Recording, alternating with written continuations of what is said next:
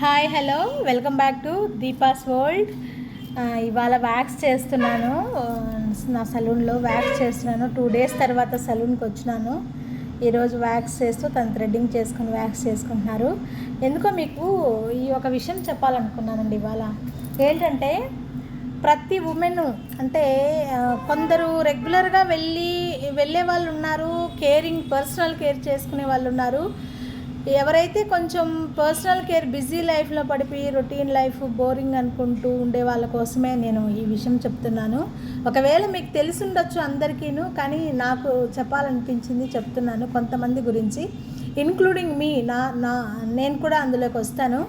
ఏంటంటే ప్రతి women certain age వరకు ఫుల్ బిజీ ఉంటారండి. అంటే చిన్న పిల్లలుగా ఉన్నప్పుడు తన గురించి తను పట్టించుకునే తీరిక ఉండదు.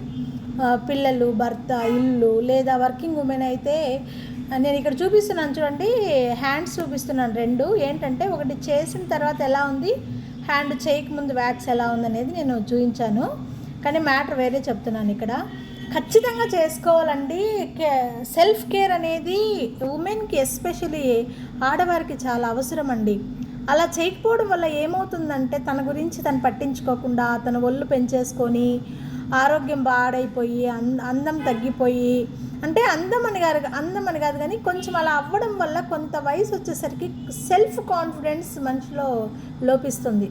సెల్ఫ్ కాన్ఫిడెన్స్ లేనప్పుడు మనిషి ఏ పని చేయలేరండి. ఆడవారు తృప్తిగా ఉండలేరు జీవితంలో. ఇంకొంతమంది ఉంటారు, కొంత పర్సంటేజ్, చాలా బాధపడతారు. అప్పుడే భర్త విషయంలో ఇంట్లో గొడవలు వచ్చి కాకుపడడం ఇలాంటివన్నీ జరుగుతుంటాయి. కాబట్టి సెల్ఫ్ కేర్ అనేది ప్రతి ఒక్కరికి చాలా ఇంపార్టెంట్ అండి. సెల్ఫ్ కేరు లేడీస్ ఖచ్చితంగా తన అందం గురించి కావచ్చు, ఆరోగ్యం గురించి కావచ్చు, బాడీ గురించి ఖచ్చితంగా కేర్ తీసుకోవాలి. ఇవాళ ఒక వ్యాక్స్ యూ కట్ చేస్తున్నాను. ఈ అమ్మాయి ఒక చిన్న బాయ్ని తీసుకొచ్చింది.